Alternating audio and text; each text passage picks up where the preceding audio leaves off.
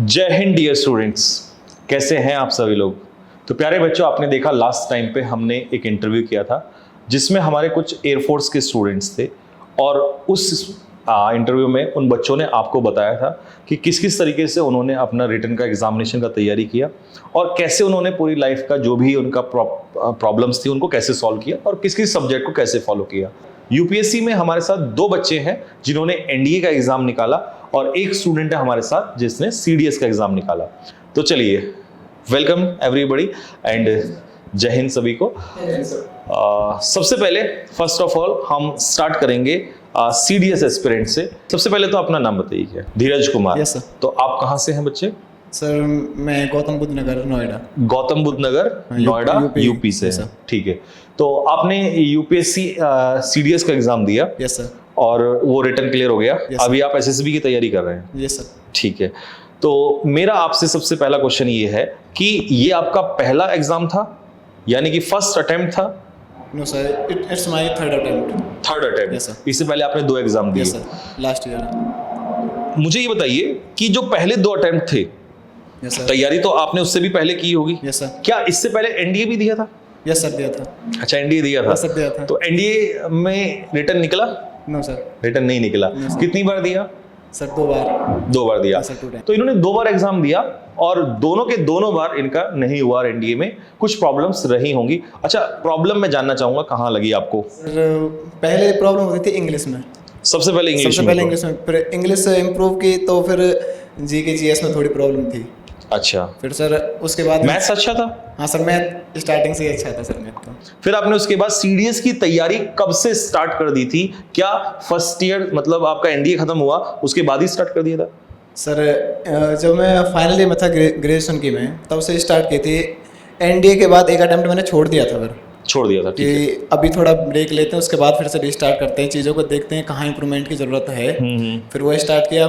फिर सीडीएस के लिए तैयार किया तो उसमें एक मेजर पोर्शन होता है जीके का। हाँ सर सीडीएस में हमारे 3 आईएमए के लिए हैं आप। तो मैथ्स, इंग्लिश और जनरल स्टडीज। और जनरल स्टडीज का जो सीडीएस का पोर्शन आता है उसका एक अपना ही लेवल होता है। जीएस की तैयारी के लिए सर मैंने एक तो मैंने सेल्फ स्टडी की है, तो एनसीईआरटी पढ़ी थी मैंने। एनसीईआरटी स्टार्ट की? कहाँ से? 6th क्लास या 8th क्लास या 10th? सर अगर जियोग्राफी पढ़नी है, पोर्शन होते हैं अलग अलग, तो जियोग्राफी के लिए तो मैं सजेस्ट करूंगा 11th 12th की अच्छी रहेगी अगर आपका थोड़ा बेस बना हुआ है तो। ठीक है।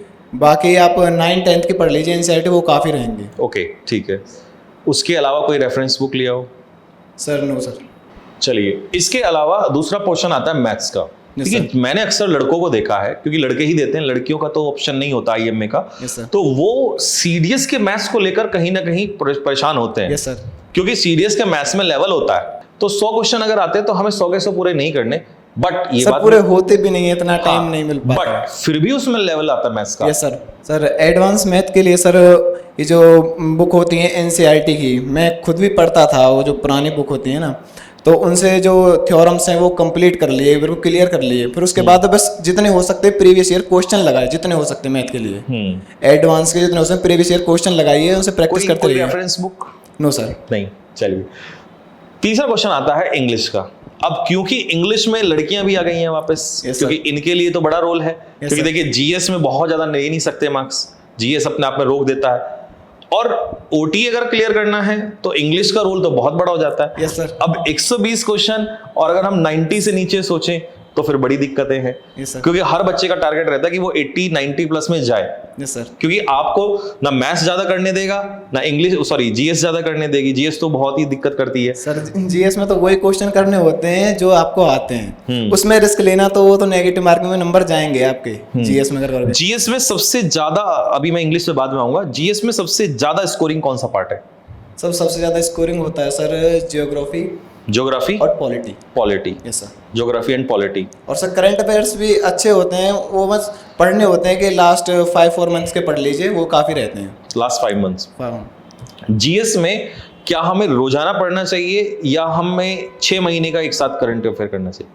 सर मैं तो ये कहूँगा कि डेली मत पढ़िए, मंथली पढ़ लीजिए बस। मंथ के एंड में कोई कहीं से भी यहाँ वीडियो देख लीजिए या कहीं से कोई मैगजीन मिल जाए अच्छी सी तो वो पढ़ लीजिए, वो काफ़ी रहेगा। डेली के लिए करोगे तो सिलेबस ज़्यादा हो जाएगा। स्मार्ट वर्क करना है सर, हार्ड वर्क करोगे तो नहीं हो पाएगा सीडीएस में। ठीक है ठीक है Yes, ठीक है ठीक है। इंग्लिश पे आते हैं। सीडीएस में इंग्लिश एनडीए से और अच्छी आती है Yes, sir. और नंबर ऑफ क्वेश्चंस भी बढ़ जाते हैं। Yes sir. तो इसके लिए मुझे बताइए आपने कहाँ से जर्नी स्टार्ट की, कैसे किया? पहले बुक से पढ़ता था, हाँ तो उसके बाद मेरे जो बड़ा भाई हैं वो आपकी वीडियो देखा करते थे। आपका बड़ा भाई यस सर। मेरी वीडियोस देखता था, Yes, पढ़ता sir. था। ओके तो सर मैं कहता था कि ऐसे ऑनलाइन से कुछ नहीं होता, बुक से पढ़ोगे तो ही होगा, ऐसे नहीं होता। अच्छा अच्छा। तो सर जब एक दिन मैं ज़्यादा परेशान हो गया, मॉक टेस्ट लगाने के बाद नंबर नहीं आ रहे मेरे अच्छे, तो फिर मैंने वो क्लास आपकी एक देख ली कि मैंने देखा कि ये समझ में आने लगे। फिर धीरे धीरे 1-2 महीने बाद सर मुझे इम्प्रूवमेंट दिखा कि हाँ है, कुछ फर्क है। तो आपने देखा ऑनलाइन वीडियो से भी हो सकता है। हाँ सर, फिर उसके बाद लगा कि हाँ ऑनलाइन से भी हो सकता है। और ऑनलाइन से अगर तुम यूट्यूब वगैरह से कर रहे हो, किसी कोई बैच नहीं लिया है तो उसके लिए आपको सर बस डिसिप्लिन रहना पड़ेगा, बाकी आसानी से हो जाएगा। तो उसके बाद सर आपकी जितनी भी क्लासें होती थी एक भी मतलब सब करता था, और मॉक टेस्ट जितने भी नोट्स थे सब बनाए इंग्लिश के। तो सर उसी से ही रिवीजन रिवीजन रिवीजन और इम्प्रूवमेंट होता चला गया। आपने तो सीडीएस का पेपर निकाला है, जो क्वेश्चंस अब तो पहले सीजीएल में 200 क्वेश्चन आते थे, अब तो वहां भी कम आने लगे हैं। Yes, तो अब सीडीएस इस संख्या में सबसे बड़ा एग्जाम हो गया है। Yes, तो आपने उसके लिए कैसे वोकैबुलरी लर्न किया? सर वोकैबुलरी याद करने या रटने वाली चीज़ तो है नहीं।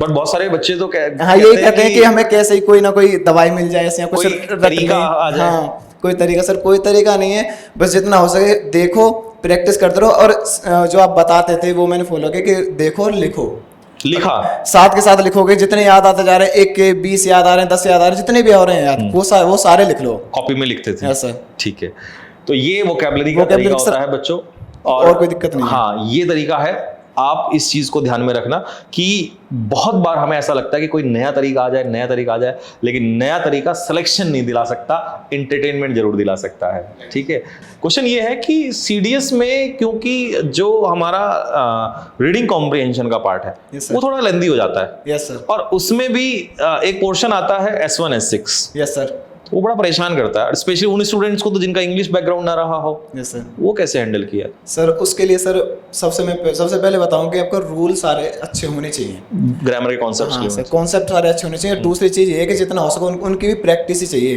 प्रैक्टिस अगर तुम एक बार करोगे फिर 1 वीक या 2 वीक के लिए छोड़ दोगे कि बाद में करेंगे इसको फिर से लाएंगे, तो फिर नहीं होने वाला। वो फिर कंफ्यूज हो जाओगे उसमें। 10 क्वेश्चन रोजाना? हाँ 10 क्वेश्चन मिनिमम करने ही करने हैं डेली। वो आसानी से आ जाएंगे ना प्रैक्टिस में, तुम देखते ही पहचान जाओगे हाँ ये वाला इसके साथ ऐड होने वाला है, ये पार्ट इसके साथ जाएगा। और फिर तुम्हें ऑप्शन देखने की जरूरत नहीं है, तुम अपने आप ऑप्शन बता दोगे ये वाला ऑप्शन है, ये प्रैक्टिस के बाद। ठीक ठीक ठीक ठीक ठीक ठीक है, तो ये सबसे बेस्ट स्ट्रेटेजी है। ठीक है, तो ये था इस तरीके से इन्होंने अपना इंग्लिश को भी इंप्रूव किया। और बेसिक्स को हमेशा फॉलो करिए। और देखो सबसे अच्छी बात है, उस बच्चे का इंग्लिश इतना अच्छा नहीं था, फिर भी उसके बाद उसने सीडीएस जैसा एग्जाम निकाला, इसका मतलब पॉसिबल है। वो इंग्लिश मेरी ऐसी हो गई थी कि इस एग्जाम के लिए, इस वाले के लिए मैंने बस लास्ट के 1 महीने उसका रिवीजन किया और कुछ नहीं किया, उससे पहले नहीं पढ़ा, बस पूरा ध्यान जीके जीएस पे डाला। अच्छा। क्योंकि मुझे पता था ये ज्यादा वीक है मेरी। अच्छा। तो बस जीके जीएस अपनी कंप्लीट की, बाकी मैथ और इंग्लिश बस मैंने लास्ट मंथ रिवीजन किया था और कुछ नहीं। ओके, वो पहले से तैयार हो चुका था वो तो सब। बहुत।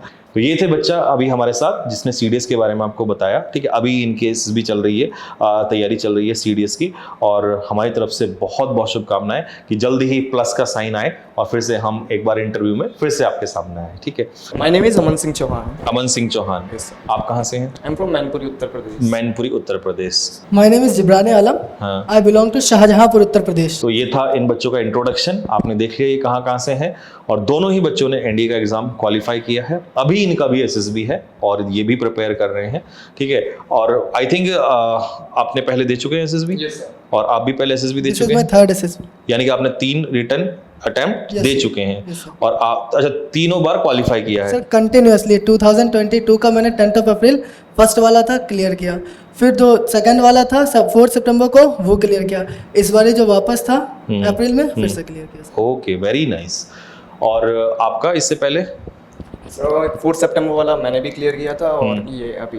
अच्छा, तो 4 सितंबर वाला इन्होंने क्लियर किया, तो इसका मतलब ये तो आपके लिए और ज्यादा अच्छा है कि इन बच्चों को एक्सपीरियंस ज्यादा है। और सबसे ज्यादा बच्चे जो परेशान होते हैं वो एनडीए में मैथ्स को लेकर ज्यादा होते हैं।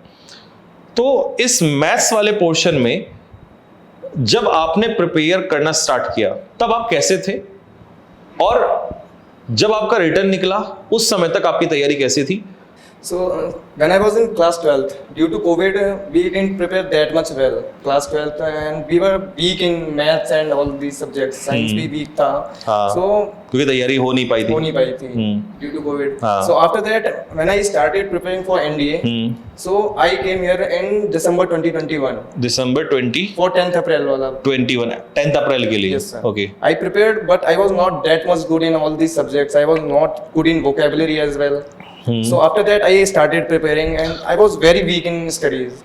So due to continuous practice, I started improving myself. And after that, in 10th April, due to lack of management, time management, Okay. I was not able to attend all these 120 questions of maths. I stuck on 60 questions because I was not that much aware of strategy of making like management of time and attempting all these questions. नहीं हुआ। Yes, sir, So first that attempt. was the reason. Yes, Okay. sir. क्योंकि it That's- was your first attempt, Yes, sir. तो वो भी कहीं ना कहीं problem था क्योंकि आपको पता नहीं था। Yes, sir. जैसा बहुत सारे स्टूडेंट को नहीं पता होता। ठीक है। After that, I started doing mock test अच्छा। within time. तैयारी पहले से हो रखी थी, so continuously mock test पे mock test, मतलब like daily mock test एक लगाने लग गए थे। दूसरा क्वेश्चन ये है कि जैसे मैथ्स में अभी जब स्टूडेंट्स पढ़ता है और वो एनडीए के एग्जाम में जाता है, तो आप ये बताइए कि कहाँ तक इतना सही है कि ये कह देना कि सिर्फ अगर हम ये सोचें कि हर चैप्टर को मुझे पूरा करना है 120 क्वेश्चंस, ये ज्यादा सही है, या जो चैप्टर्स मुझे आते हैं स्पेशली उन पे मैं फोकस करूं, ये सही है? कौन सा पार्ट सही है? अकॉर्डिंग टू मी जो जितने आते हैं ना उतने बेटर नहीं बेस्ट कर लेना उनका। There are almost 30 chapters in maths, 30 से 33 something. Yes sir. So what we should do, like हमें अपने हिसाब से अपने अकॉर्डिंग चैप्टर्स डिवाइड कर लेने हैं। Okay. जो चैप्टर्स हमें समझ में आते हैं हमें उन पे और ज्यादा फोकस करना है, और जो नहीं आते उन्हें हमें अभी प्रेजेंट टाइम के लिए छोड़ देना है। उनकी वेटेज के अकॉर्डिंग हमें चैप्टर सेलेक्ट कर लेना। वेटेज वर्ड सही बोला आपने कि अगर मान लो कोई चैप्टर ऐसा है जिसके 10 से 15 क्वेश्चन आ रहे हैं तो मुझे उसकी तरफ पहले जाना चाहिए। Right sir. पहले शुरुआत में टारगेट जो मैं जैसे लेवल पे था तो मैंने ऐसे ही किया था कि पहले टारगेट मैंने पास करने का बनाया एंड देन जैसे आगे और एक्सटेंड करते चला गया। तो आलम साहब, आपने मैथ्स के लिए कैसे किया? मैथ्स के लिए सर मैं पर्सनली बिलीव करता हूँ कि अगर कोई बायो वाला स्टूडेंट है, मतलब जिसकी मैथ बहुत ज़्यादा वीक है, तो कुछ टीचर्स बताते हैं ये वाले चैप्टर को वो वाले, तो टीचर्स अपने हिसाब से बताते हैं कि मेरे हिसाब से ये टफ वो टफ है,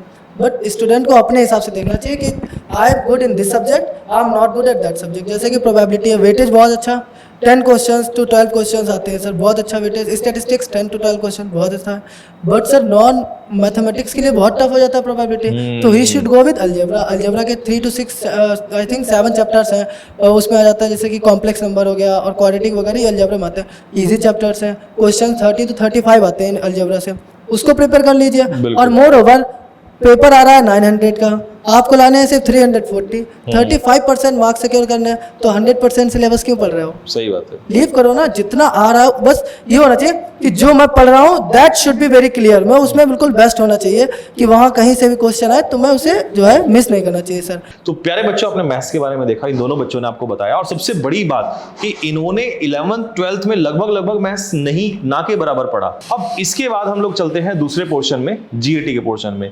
तो जीएटी में कैसे हैंडल करना है, क्योंकि बहुत सारे ऑप्शंस होते हैं। तो इसमें हमारा इंग्लिश है, हमारा जीएस वाला पार्ट है और साइंस वाला पार्ट है। साइंस में तो बेसिकली फिजिक्स, केमिस्ट्री, बायोलॉजी, तो हम लोग तो मैथमेटिक्स बैकग्राउंड से थे, लेकिन बायोलॉजी भी इतनी आती है कि अगर ऑनलाइन में क्लासेस लास्ट टाइम ले लो, आप सिर्फ मैराथन वगैरह ले लो, जो किसी भी कोचिंग है, I am not notifying any coaching, ठीक है, किसी भी कोचिंग से लो, बट ठीक है अगर वो अच्छे से वो पढ़ा रहा है टीचर सिर्फ लास्ट टाइम, तो आप अगर वहाँ 10 क्वेश्चन आते हैं बायोलॉजी के, अप्रॉक्स 10 क्वेश्चन सर आते हैं, और 12 भी कब समटाइम्स आते हैं, तो उसमें से 4 to 5 नहीं तो 3 तो एटलीस्ट कर ही लेंगे आप, तो हो गए। और अगर आप बायोलॉजी से हैं तो अप्रोक्स 12 करेंगे, इतने इजी आते हैं। फिर आते हैं सर केमिस्ट्री पे। केमिस्ट्री सर बिल्कुल वो नहीं आती कि इनऑर्गेनिक ऑर्गेनिक, वो बिल्कुल आती। सर बेसिक्स आते हैं कि मतलब बिल्कुल से कि सीमेंट के कौन से मिनरल्स होते हैं। हाँ 9th 10th में जो बेसिक्स आते हैं वो बिल्कुल आते हैं, कि मिनरल्स के बारे में आ जाता है, विटामिन आ जाती हैं, ये बिल्कुल ईजी चीज़ आती हैं। अगर थोड़ा सा भी पढ़ा है तो सर हो जाए। अगर बिल्कुल भी ना पढ़ो, अगर PYQ भी लगा लो आप सर, तो 100% 10 के 10 हो जाएंगे सर। और सर फिजिक्स तो मतलब इस बार ही मैंने दिया था पेपर, तो ठीक है, वैसे मतलब कर देते हैं हरे बच्चे, लेकिन लास्ट बार से इस बार फिजिक्स थोड़ी सी ठीक आई थी। तो फिजिक्स भी सर लेकिन इस हिसाब से आती है कि अगर ऑप्टिक्स अगर तैयार हो, और उसमें एक फोकल लेंथ पे क्वेश्चन ज़रूर आता है कि अगर फोकल लेंथ इतनी है तो उसकी पावर क्या होगी। तो इतने इजी क्वेश्चन आते हैं। और सच में literally I am telling you sir, if somebody works on science a little, he will gets more than 120 marks, खाली साइंस और फिजिक्स केमिस्ट्री वगैरह मिला के ईजिली सर स्कोर कर सकते हैं।